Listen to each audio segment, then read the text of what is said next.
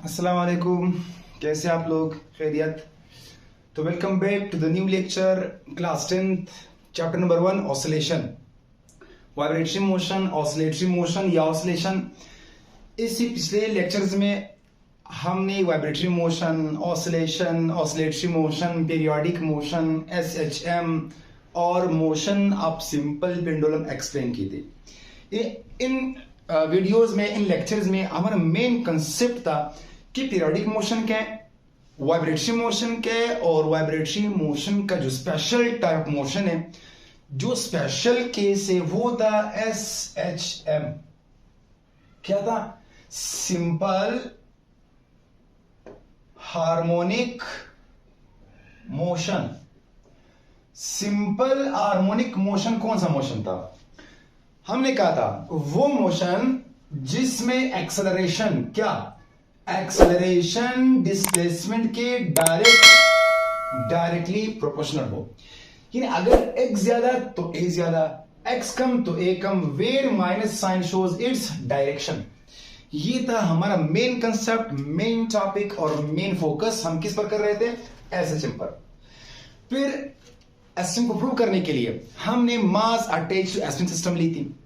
फिर हमने simple pendulum वाला फार्मूला या जो डायग्राम था या थ्योरी था वो एक्सप्लेन की कि जो मोशन ऑफ सिंपल पेंडुलम है वो भी क्या है? एसएचएम है। लेकिन motion of pendulum for small angle, कौन सा एंगल? स्मॉल एंगल के ऊपर, यानी जो थीटा आप पेंडुलम को डिस्प्लेस कर रहे हैं वो एंगल 10 डिग्री से लेस होना चाहिए। अगर एंगल ग्रेटर हो गया, बड़ा, तो वो वाइब्रेटरी मोशन या ऑसिलेटरी है, लेकिन एसएचएम नहीं है। आज उसी लेक्चर्स का एक टॉपिक यानी एक सीरीज जिसमें हम आज ये प्रूव करने जा रहे हैं कि motion of a ball in above is SHM। यानी आज हम ये प्रूफ करने जा रहे हैं, क्या पता है कि एक बाउल में, प्याले में एक बॉल रखा है, एक गेंद रखा है, वो गेंद इस बाउल में मोशन कर रहा है, मूव कर रहा है। बताए क्या इस बाउल की मोशन एसएचएम है या नहीं? हम ये प्रूफ करने जा रहे हैं। एक चीज याद दिला रहा हूं आप लोगों को, एक पॉइंट। वो पॉइंट ये था कि एसएचएम में बॉडी के ऊपर एक रीस्टोरिंग फोर्स लगने वाला था। अगर आप उनको याद हो, जब हमने स्प्रिंग को स्ट्रेच किया था, जब आप स्प्रिंग को स्ट्रेच कर रहे हैं तो आप अप्लाइड फोर्स अप्लाई कर रहे हैं, एक्सटर्नल फोर्स। अब आपके फोर्स के खिलाफ स्प्रिंग में एक रीस्टोरिंग फोर्स लग रहा था। वही रिस्टोरिंग फोर्स क्या कर रहा था? बॉडी को एसएचएम यानी सिंपल हार्मोनिक मोशन करने पर मजबूर कर रही थी। फिर आपने पेंडुलम को डिस्प्लेस किया था, मतलब मास ऑफ पेंडुलम को। जब ये मीन पोजीशन पर था तो वेट और टेंशन एक दूसरे को कैंसिल कर रहा था। जब हमने इसको मीन से एक्सट्रीम डिस्प्लेस किया तो wait was not cancel by tension. फिर हमने वेट को रिजॉल्व किया था। जैसे हमने वेट को रिजॉल्व किया तो हमें दो कंपोनेंट्स मिल गए, एक था WX, एक था WY। जो WX था वो टेंशन के बिल्कुल अपोजिट डायरेक्शन में था, तो टेंशन कैंसल बाय वेट हमने कहा WX। सिर्फ एक फोर्स क्या रह गया था वहां पर? WY, जिसको हमने कहा था कि ये रिस्टोरिंग फोर्स है। यही फोर्स बॉडी को मीन पोजीशन ले जाने के लिए, या यही फोर्स वो फोर्स है जो बॉडी को मीन पोजीशन की तरफ पुश कर रही है, ले जा रही है। आज वही कंसेप्ट एक बाउल, एक पैल में भी अप्लाई करेंगे। तो let's suppose we make a bowl. ये देखो, बाउल सही तो नहीं बनेगी, फिर भी कोशिश करते हैं। Let's suppose we make a bowl, एक प्याला। चले, ये मेरे ख्याल से थोड़ी सी टेढ़ी तो है, लेकिन फिर भी हमने कोशिश की कि सही बनाए। सही नहीं बनी तो आप सही बना दीजिए। चलिए, ये अब मेरे ख्याल से थोड़ी सही, और ये ऐसे। ये एक प्याला, एक बाउल है जिसके अंदर हम एक बॉल रखते हैं। Will keep a ball in it. Let's suppose ये हमारा बॉल है, ठीक है, एक बॉल। चलिए यहां पर लगाते हैं एक बॉल, यहां पर motion of a ball in a bowl is SHM. यही हम प्रूव करने जा रहे हैं। देखते हैं भाई, let suppose there is no motion, the ball is in rest, यानी here ball is at rest. किस स्टेट में? रेस्ट में। रेस्ट मींस कि बॉल अपनी पोजीशन को चेंज नहीं कर रहा है, मोशन नहीं कर रहा है, तो सही है। अब देखते हैं बॉल के ऊपर। भाई आप लोगों को याद है हमने एक कंसेप्ट पढ़ा था, हमने एक कंसेप्ट लिखा है, एक कंसेप्ट इसको याद किया हमने कि जहां पर भी बॉडी रेस्ट में हो, जहां पर भी, अगर याद नहीं है तो अभी से याद करके लिख ले, जहां पर भी बॉडी रेस्ट में हो या इक्विलिब्रियम में हो, वहां पर लगने वाला नेट फोर्स हमेशा जीरो होता है। अब नेट फोर्स क्या है? ये class 9th chapter number 3 I think topic है। अब ये टेढ़ी तो है लेकिन कोशिश करते हैं, बस आप समझ गए कि बाल है, असल में इस तरह होना चाहिए थोड़ा। अब क्या इस बाल का मास नहीं है? तो इसका मास m है।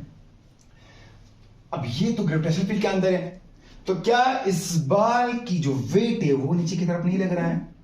Weight of the ball, weight हमेशा किधर लग रहा है? टुवर्ड सेंटर ऑफ अर्थ, तो नीचे की तरफ बॉल का वेट किधर लग रहा है? नीचे। अब जब ये बॉल अपने वेट, मतलब बॉल का वेट नीचे की तरफ एक्ट कर रहा है, लेकिन किस चीज पर एक्ट कर रहा है? क्या ये वेट फोर्स नहीं है? हाँ, ये तो फोर्स है। अब ये फोर्स क्या इस प्याले के पेंदे पर नहीं लग रहा है? क्या प्याले की साइड पर ये फोर्स नहीं लग रहा है नीचे की तरफ?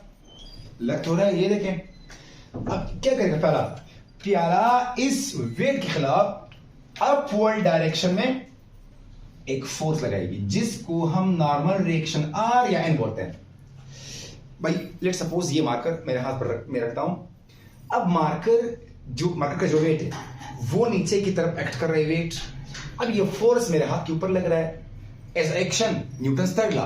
एज अ रिएक्शन, ये जो मेरा हाथ है ये इस मार्कर के ऊपर अपवर्ड डायरेक्शन में एक फोर्स लगेगा। क्योंकि ये आसान कंसेप्ट नहीं है एक्शन रिएक्शन का, फिर भी थोड़ा समझते हैं। मार्कर की तरफ फोर्स लग रहा है, नीचे की तरफ हाथ मार्कर के ऊपर एक अपवर्ड डायरेक्शन में फोर्स लगा रहा है, जिसको हम क्या बोलते हैं? नॉर्मल फोर्स या नॉर्मल रिएक्शन आर, ये लग रहा है। तो बाल न तो ऊपर जा रहा है न नीचे, यानी न प्याले से बाहर आ रहा है न ऊपर जा रहा है। इट मींस कि इस कंडीशन के ऊपर आर किस चीज के बराबर है? भाई अगर वेट ज्यादा होता तो मास किधर जाता? बॉल नीचे, प्याले से नीचे की तरफ। अगर आर ज्यादा तो ऊपर, न तो बाल ऊपर जा रहा है न नीचे, यानी न प्याले से निकल रहा है न ऊपर जा रहा है। इट मींस आर किसके बराबर है? अगर आर वेट के बराबर है तो बताए क्या नेट फोर्स जीरो नहीं है? It means the net force acting on the ball at this mean position is zero. और जब किस चीज के ऊपर लगने वाला नेट फोर्स जीरो, तो मोशन नहीं, रेस्ट या यूनिफॉर्म मोशन है, इक्विलिब्रियम है। तो इट मींस ये आपका इक्विलिब्रियम पोजीशन, या जिसको हम मीन पोजीशन बोलते हैं वो बोल, मीन पोजीशन या इक्विलिब्रियम पोजीशन। अब लेट हम इस बॉल को मोशन करने पर मजबूर कर रहे हैं। Let we compel the ball to move. किस तरह? अब इस बॉल को यहां से पकड़कर यहां ले आए। लेट हमने बॉल को यहां पर रखा, ये बॉल इधर, यानी हमने यहां से बॉल को डिस्प्लेस करके इधर रखा है। अब जैसे आप बॉल को, as you leave the ball, the ball will move towards position here. भाई अगर बॉल यहां पर है तो रेस्ट में, आपने इसके ऊपर फोर्स लगाया। अगर आप फोर्स लगा रहे हो तो बॉल डिस्प्लेसमेंट एक्स कवर कर रहा है। अगर डिस्प्लेसमेंट एक्स फोर्स की डायरेक्शन में कवर हो जाए तो work means energy. It means you have given energy to this ball. और जब किसी के पास एनर्जी ज्यादा, तो क्या वो बॉडी अपनी पोजीशन पर खुश है? कभी नहीं। Each body wants to be at its lowest energy state. तो बॉल भी अपने लोवेस्ट एनर्जी स्टेट पर आने के कोशिश कर रहा है। यानी फिलहाल हम इसको पकड़ा है। अब सबसे पहले हम छोड़ते नहीं, फिलहाल हम बॉल को नहीं छोड़ते, यहां पर पकड़ा है। तो बॉल के ऊपर लगने वाले फोर्सेस निकाले। जिस तरह हमने यहां पर बॉल के ऊपर लगने वाले फोर्सेस क्या क्या है? आर है, वेट है, हमें पता चला कि किस तरह सब। अब यहां बॉल पर लगने वाले फोर्सेस हम निकालते हैं। सबसे पहले क्या वेट ऑफ द बॉल नीचे की तरफ एक्शन नहीं कर रहा है? क्या वेट हमेशा नीचे की तरफ एक्ट नहीं कर रहा है टुवर्ड सेंटर ऑफ अर्थ? बिल्कुल। बॉल जहां पर भी हो, जैसे भी हो, बॉल का वेट हमेशा किधर एक्ट कर रहा है? नीचे की तरफ। Weight of the ball always acts where? Towards, ये इसका weight toward centre of earth. सही है। अब दूसरा देखिए यार, क्या ये सरफेस ऑफ बॉल इसके ऊपर फोर्स नहीं लगाएगा? बिल्कुल। अगर दो बॉडीज कांटेक्ट में आ जाए तो एक बॉडी दूसरी के ऊपर फोर्स लगा रही है। ये देखिए, क्या ये वेट मास इस बॉल के वॉल पर नहीं लगा रहा है? यानी the wait of the ball is acting on the walls of the ball. तो इसके रिएक्शन में प्याला या बॉल इस मास के ऊपर फोर्स लगाए। कैसे? ये देखिए, क्या ये नॉर्मल इस प्याले के सरफेस के साथ एंगल 90 नहीं बना रहा है? यहां पर इधर देखते हैं, एक सरफेस है, ये जिसम इसके ऊपर पड़ा है, मास एम। मास एम की वेट किधर है? हमेशा डाउनवर्ड। इसको थोड़ा बड़ा बनाते हैं ताकि आपको दिख जाए। अब एज अ रिएक्शन सरफेस क्या लगाएगा? ऊपर की तरफ नॉर्मल भार। अब एंगल कितना है? 90। ये देखिए, ये एंगल कितना है? इसीलिए इस फोर्स को हम नॉर्मल फोर्स बोलते हैं। नॉर्मल मींस ऐसा फोर्स जो सरफेस के साथ हमेशा एंगल क्या बना है? 90। क्या ये फोर्स सरफेस के साथ एंगल 90 नहीं बना रहा है? इसीलिए क्या बोलते हैं इसको हम? नॉर्मल। ज्यादा गर्मी वही वेरी। तो फॉर दैट, अब ये सरफेस ऑफ बॉल के ऊपर क्या लगाएगा? ये भी तो नॉर्मल लगाएगा, क्योंकि हमने क्या कहा है कि जब टू बॉडीज कांटेक्ट में आ जाए तो नॉर्मल खामखा लगेगा, लाजमी। तो ये, अब क्या ये नॉर्मल है? नहीं, क्योंकि एंगल 90 नहीं है। क्या ये नॉर्मल है? नहीं, क्योंकि एंगल 90 नहीं है। अगर मैं इस फोर्स को इस तरह बनाऊं, ये इस तरह, अब ये थोड़ा, अब देखिए, क्या ये एंगल 90 नहीं है? बिल्कुल। तो अब इस फोर्स को हम आर, नॉर्मल रिएक्शन आर कहते हैं। क्यों? क्योंकि ये सरफेस के साथ कौन सा एंगल बना रहा है? 90। अब बताएं, आप लोगों से एक सवाल है, क्या ये वेट आर कैंसिल करेगा? सोच के जवाब देना। क्या ये आर, ये फोर्स वेट से कैंसिल हो जाएगा? ये देखिए, यहां पर तो कैंसिल हो गया था क्योंकि बराबर है, मतलब ये कैंसिल। लेकिन क्या यहां पर? नहीं। क्यों? अगर वेट यहां पर होता तब 180 डिग्री अपोजिट तो कैंसिल। अगर नॉर्मल यहां पर होता तो 180 डिग्री अपोजिट तो कैंसिल। लेकिन अब तो ये 180 अपोजिट नहीं है। देखें, यानी weight is not 100% opposite to R, so R can not cancel the weight. अब हम वेट को रिजॉल्व करना चाहते हैं। हम क्या करते हैं? वेट को, चले ये देखते हैं, ये चले, weight makes an angle theta here. For example, weight makes an angle theta.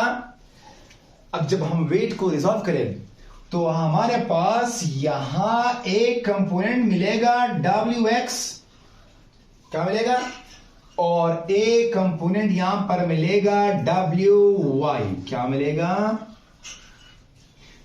Theta के सामने हमेशा क्या होता है? Perpendicular. Class 9 chapter number 4 turning effect of forces, या इसमें हमने रिजोल्यूशन ऑफ फोर्स पढ़ा था।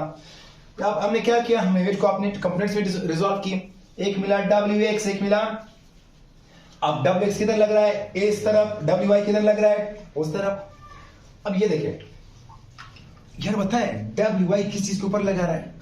यार ये तो बॉडी के ऊपर है। तो क्या मैं इस WY को यहां की बजाय यहां पर बना सकता हूं? इसको मैंने यहां से, एक टॉपिक ना आता है फर्स्ट ईयर में, पैरेलल शिफ्टिंग ऑफ वेक्टर। तो हमने इस वेक्टर फोर्स को यहां से शिफ्ट करके यहां पर लगाया। अब ये अलग कंसेप्ट है कि कैसे शिफ्ट होता है, क्यों नहीं होता है, कि क्यों करते हैं हम, तो हम इसके अंदर छोड़ो इसको। तो यहां जो लगने वाला वेट था हमने कहां पुट की? यहां पर। अब देखते हैं, तो अब weight is resolve in what? In WX WY। देखें क्या आर और डब्ल्यू एक्स 180 डिग्री अपोजिट है या नहीं है? अपोजिट है। It means W X is equal to क्या? आर। क्यों? न तो बाल इधर जा रहा है न ऊपर। इट मींस दोनों फोर्सेस क्या है? बराबर। तो ये फोर्स इसको कैंसिल करेगा। अब सिर्फ क्या बचा? सिर्फ बचा डब्ल्यू वाई। अब क्या डब्ल्यू वाई मीन पोजीशन की तरफ नहीं लग रहा है? क्या डायरेक्शन ऑफ डब्ल्यू वाई किधर है? Towards mean position. और हमने कहा था कि बॉडी के ऊपर लगने वाला नेट फोर्स जिसकी डायरेक्शन टुवर्ड्स मीन पोजीशन, वही कौन सा फोर्स होता है? रिस्टोरिंग। यानी यार हमारा फोर्स जो डब्ल्यू वाई है वही तो है restoring force. Due to this restoring force when you leave the body, जब आप बॉडी को छोड़ते हो, बाल को छोड़ते हो, तो बॉल किधर जा रहा है? Ball moves towards mean position due to what? W Y ball को, गेंद को किधर ले जा रहा है? Towards mean position. क्योंकि डायरेक्शन किधर है? टुवर्ड्स मीन पोजीशन है। तो ball will start toward the mean position. अब let the ball comes towards mean position and here. बताए क्या बाल यहां पर रुक जाएगा? सोच के आंसर देना। जब आपने बाल को यहां से छोड़ा लेफ्ट, तो बॉल कम्स किधर? टुवर्ड्स मीन, यहां। क्या बाल यहां पर रुक जाएगा? कभी नहीं। क्यों? क्योंकि हमने पढ़ा है inertia of motion. Inertia of motion ये एक ऐसी प्रॉपर्टी होती है जो बोल रही है कि अगर मैं मोशन में हूं तो मुझे मोशन में छोड़ो, अगर मैं रेस्ट में हूं तो मुझे रेस्ट में ही रहने दो। अब ये तो वो इनर्शिया ऑफ रेस्ट थी। अब ये तो इनर्शिया ऑफ मोशन है। जब बाल आप छोड़ते हो तो बाल मोशन में आता है। किस फोर्स की वजह से? डब्ल्यू वाई रिस्टोरिंग फोर्स की वजह से। तो जैसे बॉडी मीन पोजीशन की तरफ आया तो यहां पर फिर से एक केस देखिए, इस केस और इस केस में बहुत बड़ा फर्क है। यहां बॉडी आते आते W Y changes to zero way W X maximum. तो ये देखिए इस तरफ, ये लेट्स सपोज ये डब्ल्यू एक्स है, ये डब्ल्यू वाई है। ये जब बॉडी मीन की तरफ आता है तो इस तरह ये इधर total force converts into W X, W Y becomes zero क्योंकि बॉल मीन पोजीशन। तो here W X in W is cancelled by R, तो there is no net force, hence you are at mean position. तो क्या body रुक जाएगी? कभी नहीं। क्यों? क्योंकि ये मोशन में और इनर्शिया ऑफ मोशन ये कह रही है कि बॉडी को रुकना नहीं चाहिए। तो बॉडी मीन पोजीशन से होते हुए यहां आकर इधर, ये सॉरी फॉर दैट, ये इधर आ गई बॉडी। किधर? यहां। अब यहां पर फिर से वही कंडीशन है। ये क्या ये आर नहीं है? क्या ये डब्ल्यू वाई नहीं है? प्लीज डब्ल्यू वाई को रिजॉल्व करें। जब आप डब्ल्यू वाई को रिजॉल्व करें तो यहां पर आपको मिलेगा डब्ल्यू एक्स, यहां मिलेगा डब्ल्यू वाई। तो again W X cancel Y, फिर से क्या बचा? W Y is toward where? Mean position. फिर यहां से बॉडी किधर जाएगी? टुवर्ड्स। आप सोच रहे होंगे कि बॉडी यहां से आते हुए इधर क्यों नहीं आया? देखो यार, जितनी वर्क हम कर रहे हैं, जितनी एनर्जी हमने बॉडी को दी, उसी एनर्जी के मुताबिक body will oscillate, body will move. तो इस डब्ल्यू वाई की वजह से बॉडी क्या करेगी? अराउंड मीन पोजीशन मूव करेगी, टू एंड फ्रो। बताइए क्या ये मोशन आपको जान पहचान लग रहा है? क्या ये एसएचएम वाला मोशन नहीं है? क्या ये वाइब्रेटरी मोशन नहीं है? अगर हम बाल को यहां से लेकर यहां छोड़ते हैं तो ये मोशन, ये इस तरह। अगर आप बाल को यहां पर छोड़ते हैं तो ये मोशन, अगर यहां पर तो सिर्फ ये मोशन। याद रखना, आप हमको याद है मैंने क्या कहा था? सिंपल डोडो वाला मोशन, ये मोशन वाइब्रेटरी मोशन है। लेकिन ये कौन सा मोशन है? ये एसएचएम।